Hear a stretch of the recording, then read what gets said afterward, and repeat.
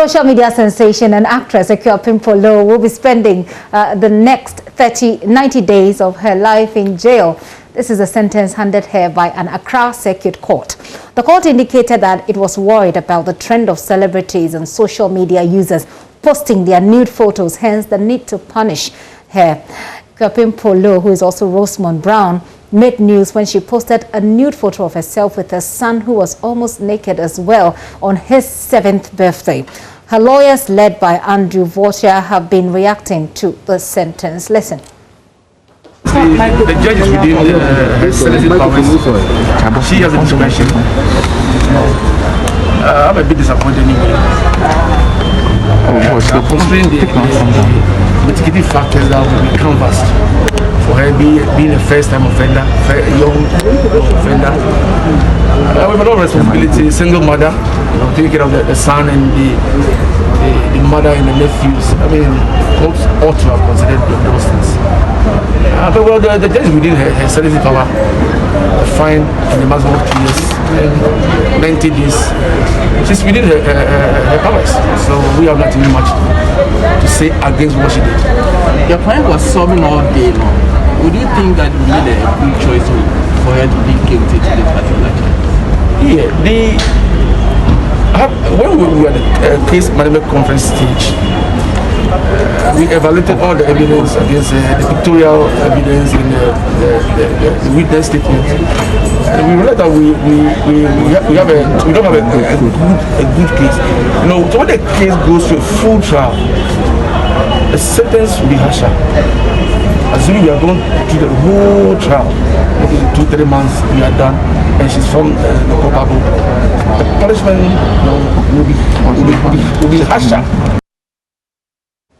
Well, Akuapem Poloo has been is trending on social media right now. I want to just take you on to social media so we can take a look at what's been going on. That's Sarkodie tweeting. He says, "I think it's a little harsh to separate a child from the mom, just because of pictures taken. Would want to plead with the law to pardon our sister. Hashtag free Akuapem Poloo." And one guard, that's Stoneboy tweeting at one guard, says, "I beg you people in the name of God, I believe it will do Poloo more harm than good. Her son and mother will never suffer more if she's sent to jail." I beg your pardon. He says her son and mother will even suffer more if she's sent to jail. Free Akuapem Poloo says, "Let's raise our voices for Rosemond and her son. This isn't the best suited correctional directive. Too harsh a judgment for the caliber of offense. Lift your voices for Rosemond Brown." Hashtag free Akuapem Poloo. And you don't have to like Akuapem Poloo or her antics. And trust me, as someone who has suffered because of the many harmful, hateful accusations she's leveled against me, I completely understand your reservations. But this is a miscarriage of justice. Free Akuapem Poloo. That's Lydia Forcing tweeting there. And also, Lydia Forcing again says this case isn't just about her. It's about a system that continues to be selective when it comes to law, justice, and who gets prosecuted and for what crime. Those are some of the comments that's been, making the rounds on social media by all those those celebrities. Well, there have been mixed reactions. People believe that this is too harsh, and the punishment appears to be punitive than reformatory. Let's get on Zoom right now. I have Mamifwa Adazikum. I hope I got your name right, Mamifwa. She teaches constitutional law, has published on children, women rights, and her PhD research is focusing on gender violence. She's also a lecturer at the KNUST Law School. Mami, did I mention your name all right? Quite right. Quite right. Give it to us. Tell us what's the correct thing is. Adazikum. Adazikum, right. Thank you very much for your time this afternoon. I'm wondering what your thoughts were when you first heard the sentence. I was expecting that she'll be fined. So when I found out that she had been jailed, I was a bit surprised because considering that the child is involved, I thought that the best interest of the child would take priority over whatever offense that she had committed as a person, because it's this case has arisen because of the involvement of a child. It was triggered because a child was involved more than that, because she did it herself. I mean, she posted a nude picture herself, but it was triggered because of the child involved. So I thought that because a child was involved, as the law prescribes that any case concerning a child should be in the best interest of the child, I thought that a fine the judge would go for. And so I was very surprised by the sentence. But why fine? Because you see that the context here, and people who have children who have heard this news seem to say this is okay. People will know that at least it is not okay to put your nude pictures on social media. And especially when it involves children, they have said that we ought to take this more seriously and take punitive actions enough to deter others from doing same. A fine is also punitive, just as imprisonment is punitive, although they may not be weighed on the same scale, but it is punitive. And like I said earlier, because of a child involved, it's a 7-year-old child who goes to school, is going to school, and could be ridiculed even, or I mean, it could affect, there are lots of things that could go wrong with a child more than the mother. I mean, if I would have had a different opinion if she posted a picture of herself alone and she's bearing the consequences of her actions alone without the involvement of a child. Of course, there are prisoners or there are people who have been convicted who have children, who have family.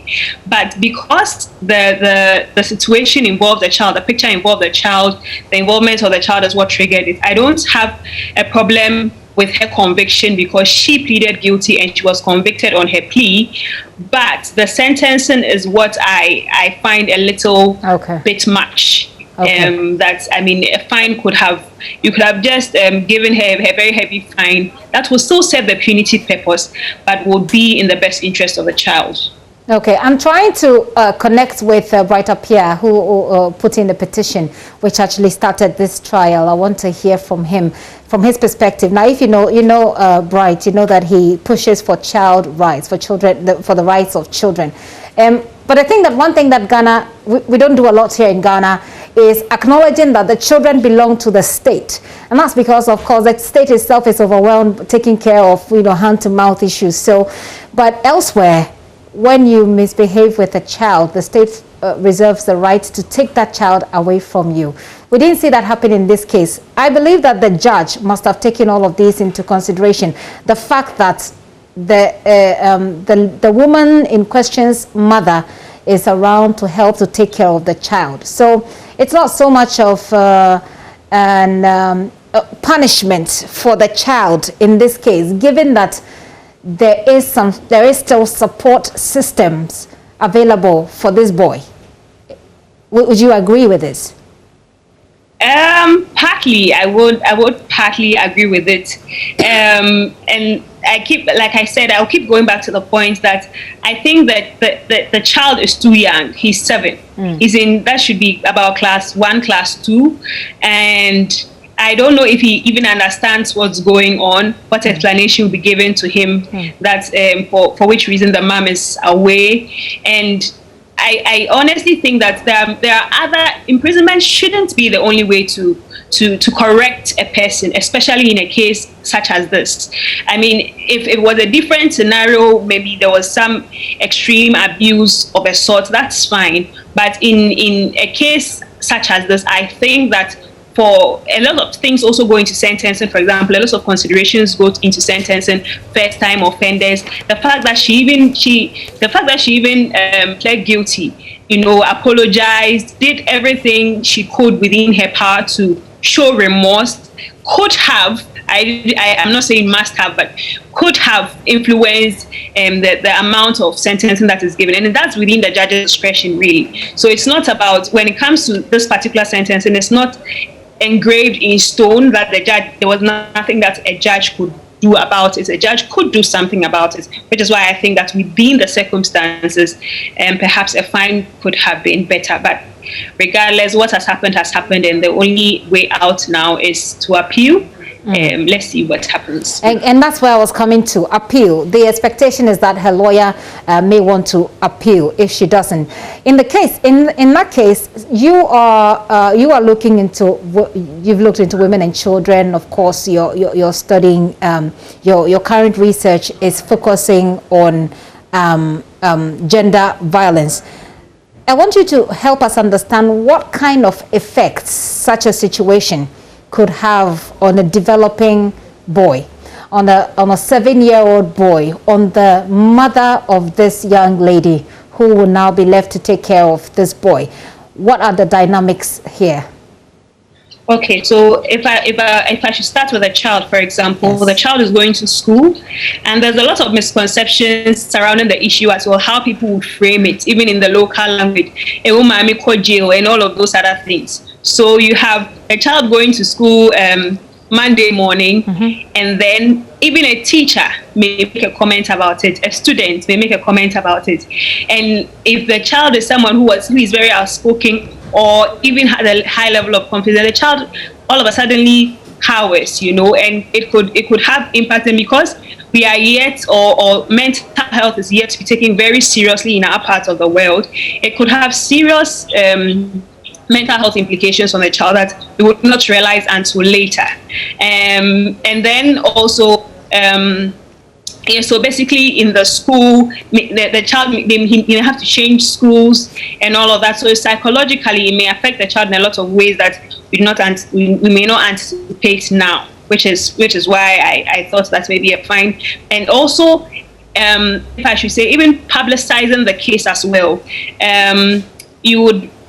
we don't have a full benefit of the judgment itself, but then there were, from the media readings that I have done, there were some charges that were brought under the Domestic Violence Act. And when you read the Domestic Violence Act very carefully, it provides under Section 24 that where a case is not aggravated, which this case is not, the court could have even referred it for settlement through ADR methods. So there was a way that, even though the matter blew up in the media at first instance, it could have been kept on the low, and still any punishment, any sanctions that need to be given could have been given, and everything would have been done quietly if it had been referred, but that was also not done. So when you look at the law, there were so many interventions or possible alternatives that could have been taken that weren't taken, and you can't really place the blame on anybody because you don't really have the full benefit of the interactions that went on between the lawyers and the clients, between the lawyers and the judges, and all the people that are involved. So okay,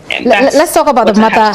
Let's talk about the mother now and the possible, if you like, implications for her now that she knows that her child is in jail. She has to take care of her grandmother. Will she be in the right frame of mind? How would this affect her? Will she be in the right frame of mind to take care of this boy, be a mother and a grandmother to this boy at the same time? And what sort of implications is she looking at here? She bears the burden of being the stronger one for the child. So she would have to, brave up and give the child, or be able to answer all the questions that she can, in a way that the little boy will understand and yet not be traumatized by that, if he doesn't appreciate what is going on now and keeps asking where the mother is. I'm wondering if they can even go and visit the mother, because I don't think it will be helpful for the child to see the mother in whatever state that she is in prison. So yeah, there's a lot that the mother would have to keep up appearances for, just so that the child will be comfortable. Well, she should keep up appearances. Let's see how that goes and see if this young boy understands this situation. But hang on for me. I just want us to play this video barely 2 hours after her conviction. That this video that she took and put on her Instagram page to thank her fans, where she also said that she's strong and needs, she describes what is happening as a test. I just want to take a look at that, and then I'll take your thoughts on the back of that. Hi guys, as you know, this is your one and only sexy Polo, Akuapem Poloo. Yeah, Rosamond Brown, I just want to use this opportunity to say thanks to all my legends who supported me. I saw the hashtag, especially Regina Stone, Sarkodie Stoneboy, Bridget Otu, Hajia Forel, Akuma Mazimbi, DKB. Oh, I can't mention it all, please. I saw all this, all the bloggers who use their platform to support me. I saw the hashtag. I love you. I know you people love me, and I love you too. The bloggers, mommy, don't score celebrity. I know you love me. I'm stubborn, but you still show me love. I saw the money you sent, mommy, for my son. We are grateful. Guys, you know your girl is strong. Sometimes in life, you have to pass through some things to make you strong, to get to somewhere.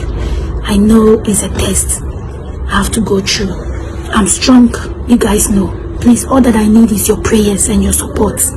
Your girl will be back with you guys. I love you. Thank you, Tunde. Thank you, all my Nigerian celebrities. Thank you, all my Ghana celebrities, all over the world who are supporting me. Yeah, Jackson, I love you, sister. I know you love me. I love everyone who has supported me to this. Your girl loves you. If they pay you, kiss, kiss.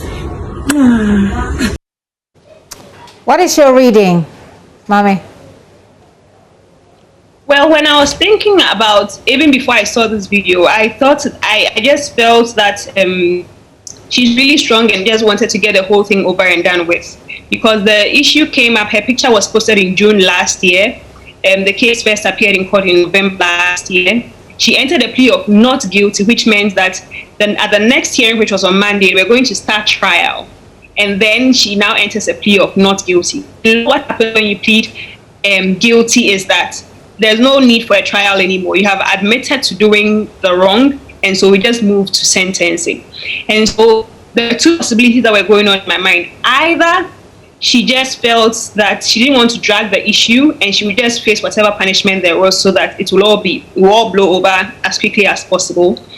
Or her lawyers advised her to do that. And so after watching this video, I think that she's very well aware of her plea of guilty, what it meant, the consequences that would come up with, and she was ready to do that. And as a mother for her child, she was ready to do anything for the sake of the child, so that it would take away the stress, it would take away the back and forth, because the case could have dragged for so long. Nobody knows when the case will be closed. So I think it's a way out of just closing that chapter of her life and moving on. That's what you said, that it looks to you like someone who is strong. Is that exactly what you read? Strong or keeping up appearance? I think she's strong. I think she has a strong support system. I think she has a strong support system. Even if she's not strong in herself, I think she has been spoken to. She has been able to strengthen herself and speak to herself and draw from whatever support system that she has, and so she's willing to do it for the child. I think the most of the strength is coming from doing it for her child. Yeah, that's what's giving her. I think. You just took the word off my mind. I'd actually written it here, and I was going to ask you a question on that, whether or not it also symbolizes someone who is coming from a place of a strong support system, which you've indicated. Finally, as we wrap up, you indicated how the process went and the decisions that were taken by her lawyers. Was the plea of guilty, from your perspective, a wise one?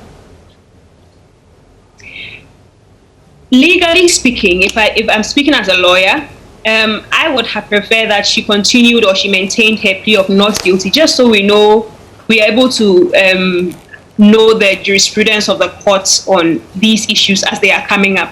Because it's not every time that we have the benefit issues like these going to court and the court deliberating on matters of the sort extensively.